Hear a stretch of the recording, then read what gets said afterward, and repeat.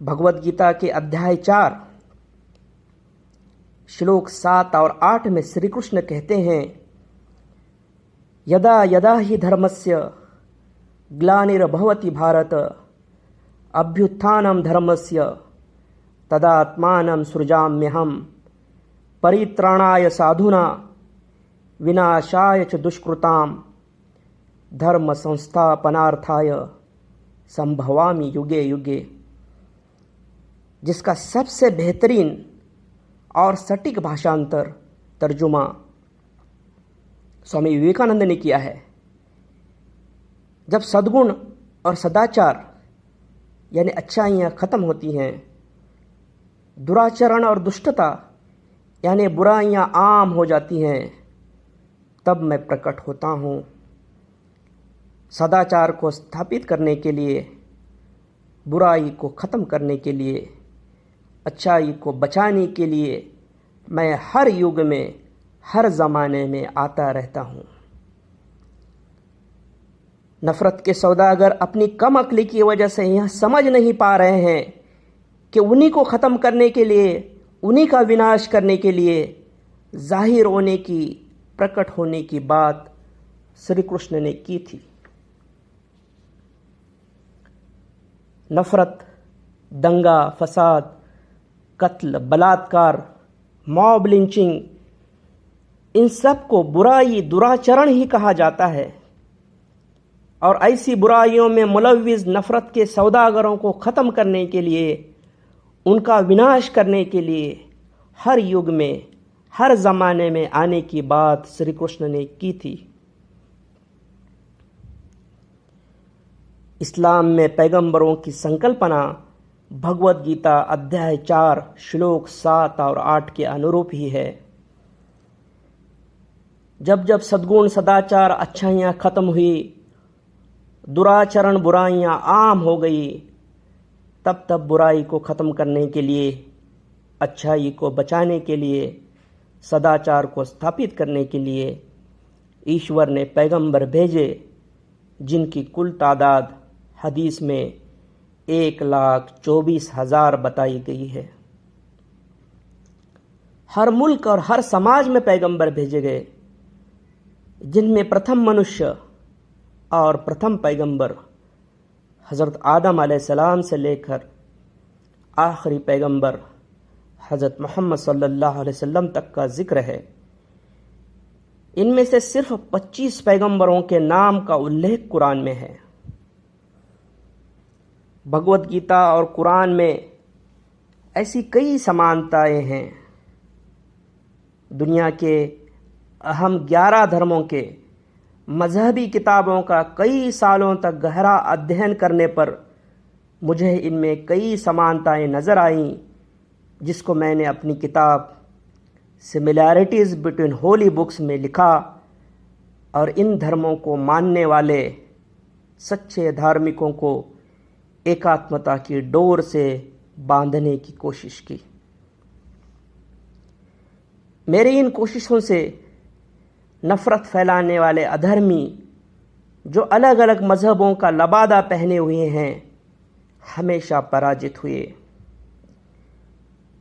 सनातन धर्म का लबादा पहनकर नफ़रत फैलाने वाले कैसे सनातन धर्म ग्रंथों के खिलाफ काम करते हैं, यहाँ आपको मैंने बताए भगवद गीता अध्याय 6 श्लोक 32, भगवद गीता अध्याय 16 श्लोक 1, 2, 3, 4 और भगवद गीता अध्याय 4 श्लोक 7 और 8 के संदर्भ से समझ में आ ही गया होगा। यह लोग किस तरह सनातन धर्म विरोधी हैं, इसके कुछ और उदाहरण मैं देना चाहूँगा। महाउपनिषद अध्याय 6 श्लोक 71-72 कहता है, अयम निजः परो वेति गणना लघु चेतसाम उदारचरितानाम तु वसुधैव कुटुंबकम। अर्थात यह मेरा है, वह पराया है, ऐसे छोटी सोच के, संकीर्ण वृत्ति के, छोटे मन के लोग करते हैं। विशाल हृदय वाले, उच्च चरित्र वाले लोग पूरे संसार को ही अपना परिवार मानते हैं। नफरत के सौदागरों को महान उपनिषद अध्याय 6 श्लोक 71-72 में संकीर्ण और छोटी सोच के व्यक्ति कहा गया है।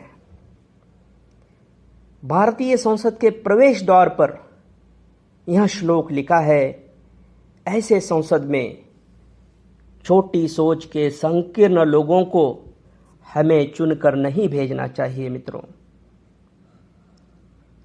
ऋग्वेदा मंडल 5 सूक्त 60 मंत्र 5 कहता है,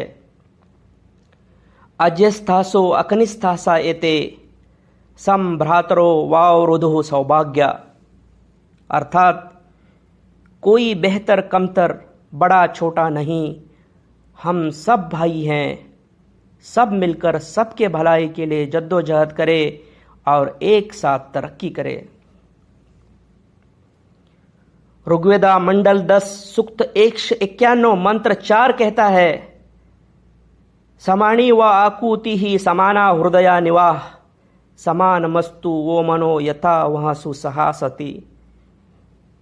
अर्थात आपके संकल्प, आपके हृदय और आपकी रूह में एकता हो, आपसी सहयोग से एक साथ रहने का दृढ़ संकल्प आप सब में हो। ईशा उपनिषद श्लोक 6 और 7 कहते हैं, जो कोई खुद को सब जीवों में और सब जीवों को खुद में देखे, उस पर कोई दुख और माया हावी नहीं हो सकती।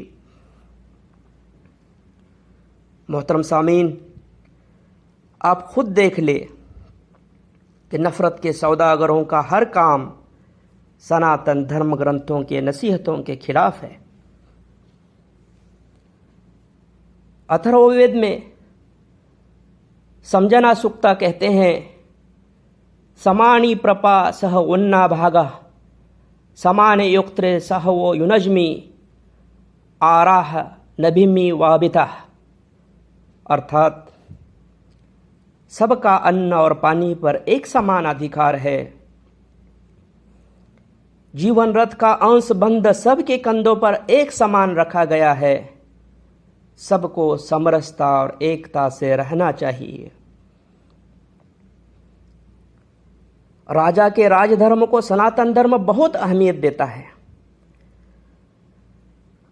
राजा के लिए कई नसीहतें सनातन धर्म ग्रंथों में मिलती हैं। चाणक्य अर्थशास्त्र में लिखा है, प्रजा सुखे सुखम राजनः प्रजानम च हिते हितम नातमा प्रियम हितम राजनः प्रजानम तु प्रियम हितम। अर्थात लोगों के खुशी में राजा की खुशी, लोगों के खुशहाली में राजा की खुशहाली। राजा को वह चीज़ अच्छी नहीं लगनी चाहिए जो उसको खुशी दे, बल्कि जो लोगों को खुशियाँ दे वही चीज़ राजा के लिए अच्छी। नारद स्मृति धर्मकोशा में लिखा है, पशांदा नैगमा श्रेणी पगौराता गणादिशु संरक्षेत समयम राजा दुर्गे जनपदे तथा।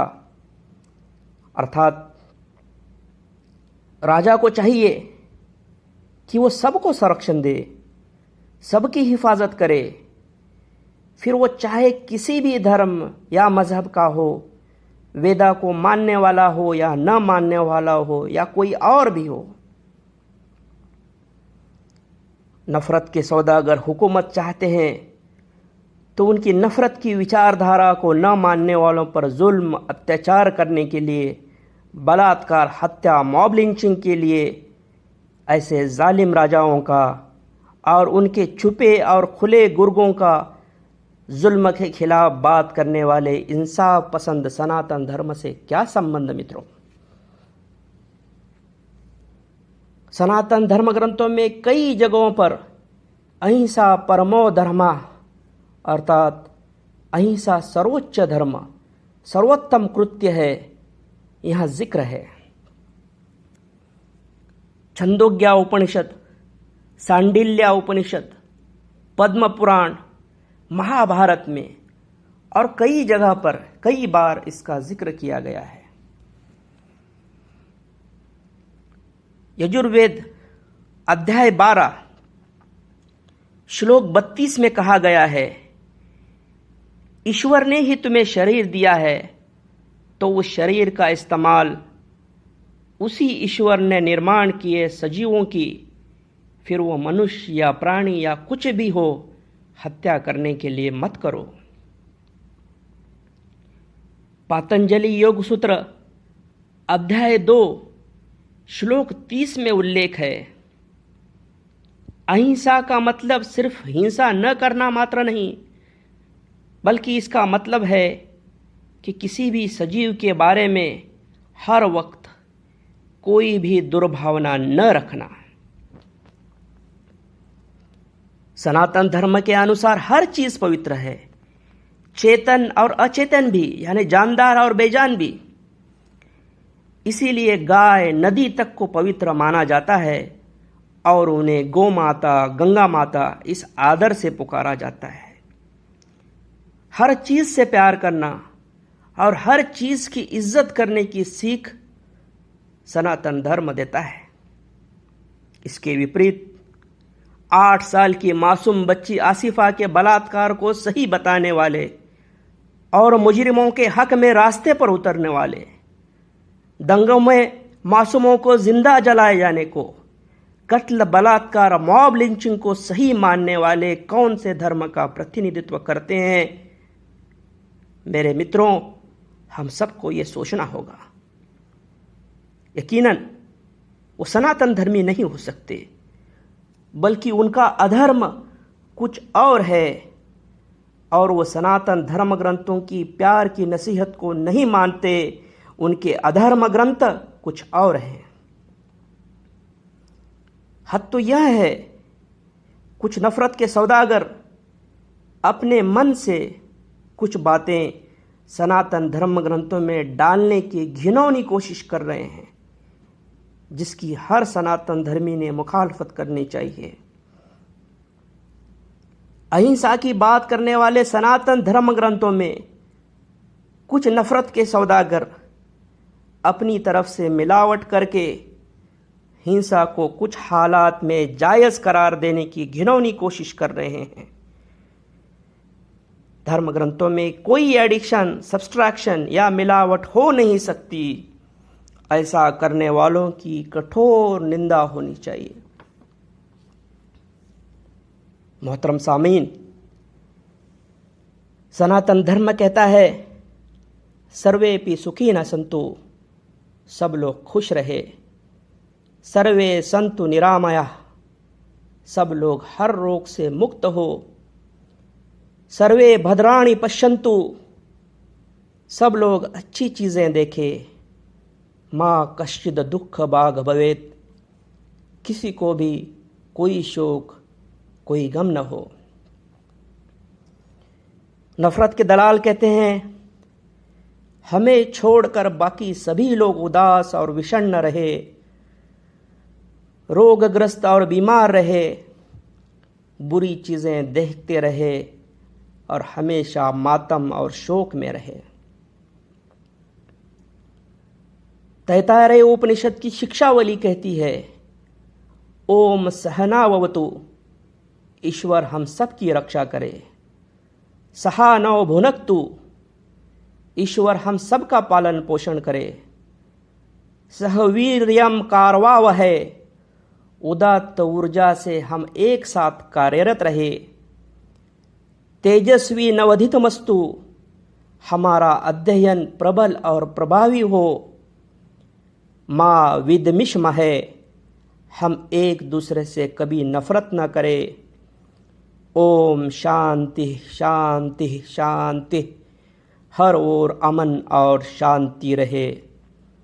नफरत के सौदागर कहते हैं, हमें छोड़कर बाकी सभी लोगों की ईश्वर रक्षा न करे, उनका पालन पोषण न करे, उनमें कोई ऊर्जा न रहे, न उन्हें कोई काम मिले, वे निरक्षर और अनपढ़ रहे, हम हमेशा उनसे नफ़रत करते रहे, उनके खिलाफ नफ़रत को फैलाते और बढ़ाते रहे, हर ओर कभी भी अमन और शांति न रहे, हम सदैव उनकी हत्या और मॉब लिंचिंग करते रहे। दोस्तों, नफ़रत के सौदागर जो कहते हैं और करते हैं वो सनातन धर्म नहीं कहता। सनातन धर्म जो कहता है वो नफ़रत के सौदागर नहीं करते। नफ़रत के दलालों का सनातन धर्म से कोई संबंध नहीं। इनका मुखौटा और लबादा उतार कर इनको बेनकाब करने का काम सच्चे सनातन धर्मियों को करना चाहिए। अब बात करते हैं इस्लाम धर्म का चोगा पहनकर नफ़रत फैलाने वाले दलालों की।